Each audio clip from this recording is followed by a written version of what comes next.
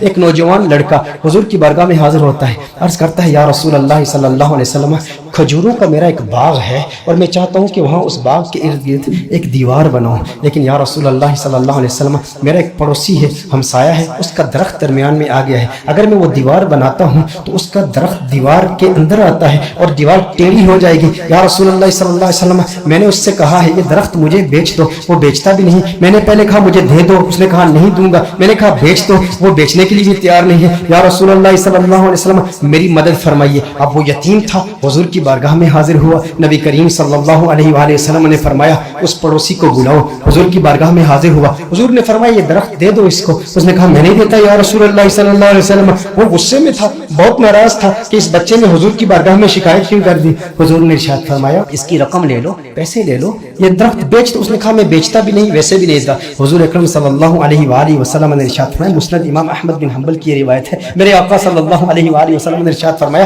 اچھا ایسا کرو کہ یہ درخت تم اس کی قیمت بھی لے لو اور اس درخت کے بدلے جنت میں ایک ایسا درخت ہوگا کہ جس کا سایہ اتنا طویل ہوگا کہ اس کے نیچے اگر 100 سال تک ایک سوار اگر سواری کرتا رہے تو اتنی طوالت ہے اس کی، اتنا سایہ ہے اس کا، وہ درخت جنت کا بھی لے لو۔ اس نے کہا یا رسول اللہ صلی اللہ علیہ وسلم میں قبول نہیں کرتا۔ اب وہاں پر صحابہ کرام علیہم رضوان موجود ہیں، حضرت سیدنا ابو الدحداء رضی اللہ تعالی عنہ صحابی رسول موجود ہیں، وہ عرض کرتے ہیں یا رسول اللہ صلی اللہ علیہ وسلم آقا اگر یہ درخت میں کسی طریقے سے اس سے خرید کر اس یتیم کو دے دوں تو کیا یہ آپشن میرے لیے بھی اوپن ہے کہ جنت میں مجھے بھی وہ درخت مل جائے گا؟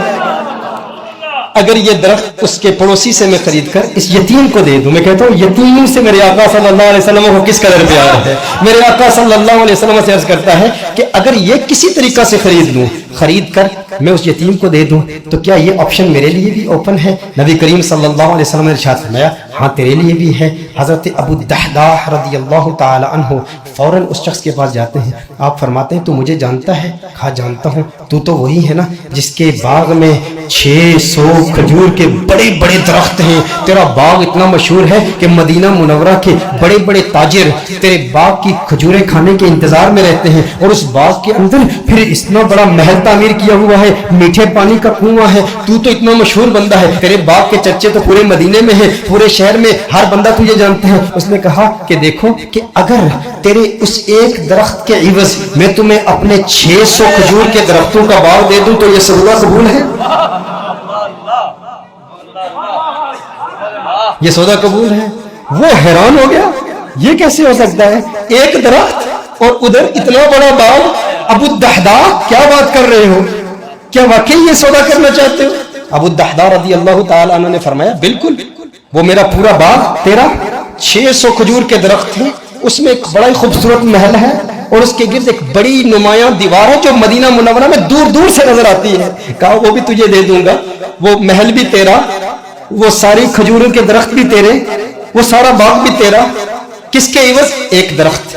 کہا ٹھیک ہے، اور حضور کی گواہی میں یہ سودا ہوتا ہے۔ اب ابو الدحداء رضی اللہ تعالیٰ عنہ فوراً وہاں سے جاتے ہیں، اب ان کی جو زوجہ ہے وہ اس باغ کے اندر ہے، باہر سے آواز دیتے ہیں اپنی زوجہ کو، ہے ام دحداء ذرا باہر آؤ باہر آؤ، میں نے اس باغ کو بیچ دیا ہے۔ اب ام دحداء جانتی ہیں یہ بہت بڑا تاجر ہے، بہت بڑا بزنس مین ہے، خسارے کا سودا نہیں کرتا، کبھی خسارے کا سودا نہیں کرتا۔ ام دحداء نے کہا ہے وہ دحداء کیسے سودا کیا ہے؟ کہا جنت کے ایک درخت کے عوض میں نے بیچا ہے۔ اب دیکھو میرے دوستوں، اب دیکھو ام دحداء وہ نیک بخت خاتون، وہ خوش قسمت خاتون، اس کی عظمتوں کو سلام۔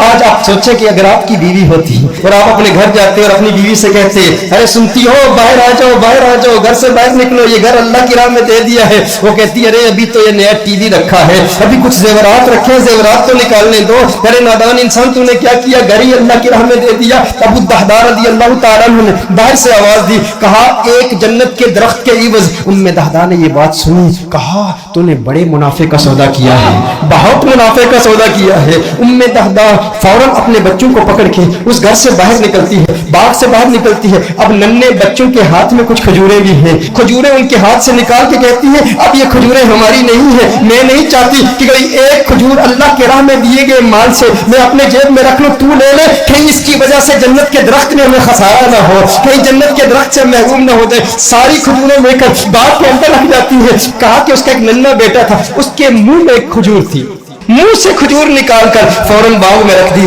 कहा अब इस पर हमारा कोई हक नहीं है, ये अल्लाह का माल है, अब हमने अल्लाह की राह में दे दिया है। अब इस पर उलमा के दो कौल हैं। एक मारूफ कौल की रोशनी में अर्ज करता हूँ कि अबू दहदा रज़ियल्लाहु ताला अन्हु के इस बाग के अलावा उनके पास और कोई बाग भी नहीं था, उनके पास और कोई दौलत भी नहीं थी, उनके पास और कोई माल भी नहीं था। लेकिन अबू दहदा रज़ियल्लाहु ताला अन्हु हुजूर की बारगाह में फिर हाजिर होते हैं, अर्ज करते हैं या रसूल अल्लाह सल्लल्लाहु अलैहि वसल्लम, आका ये सौदा पक्का है ना, आका ये सौदा पक्का है ना। नबी करीम सल्लल्लाहु अलैहि वसल्लम खुश हो जाते हैं और हुजूर खुश होकर फरमाते हैं कम मिन इज़्किन रदाहिन लि अबी दहदाह फिल जन्नह, कम मिन इज़्किन रदाहिन लि अबी दहदाह फिल जन्नह, कम मिन इज़्किन रदाहिन लि अबी दहदाह फिल जन्नह। रावी कहता है हुजूर बार बार पढ़ ले, मुसलसल पढ़ ले, मुसलसल ये जुमले कह रहे हैं अबू दहदा तेरे लिए जन्नत में कितने दरख्तों की, कितनी टहनियों पे कितनी खजूरें, माला माल है तू।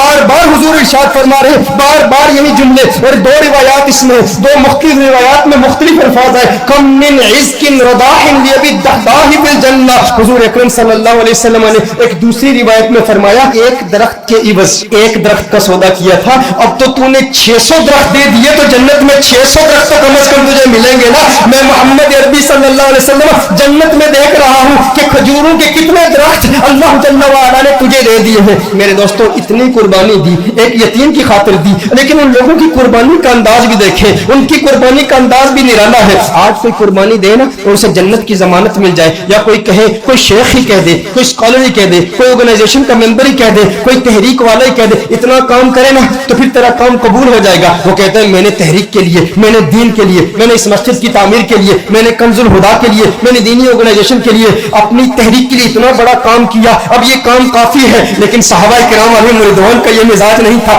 अबू दहदा के लिए मेरे आका नारे लगा रहे हैं, बार बार फरमा रहे हैं अरे कितनी खजूर है, मैं देख रहा हूँ जन्नत में ये सारे तेरे हैं। बार बार इरशाद फरमा रहे हैं भाई जितने इतनी तसल्ली मिल जाए और लिसाने मुस्तफा से मिल जाए, आका की जुबान से मिल जाए, उसकी किस्मत किस उरूज पर होगी। लेकिन फिर ये वही अबू दहदा है, उसके बाद भी मेहनत करते रहे। ग़ज़वाए उहद में जब दुश्मनों ने हुजूर पर हमला किया, अबू दहदा अपने सीने पर उन तीरों को बर्दाश्त कर रहे हैं और मेरे आका के कदमों में शहीद हो जाते हैं। और ग़ज़वाए उहद के बाद मेरे आका ने तलाश किया, कहा मेरा अबू दहदा मुझे दिखाओ। अरे वो खजूरों वाला मेरे आका अबू दहदा को देखते हैं और देख के मुस्कुराते हैं, और मुस्कुरा के फिर फरमाते हैं कम मिन इज़्किन रदाहिन लि अबी दहदा फिल जन्नह।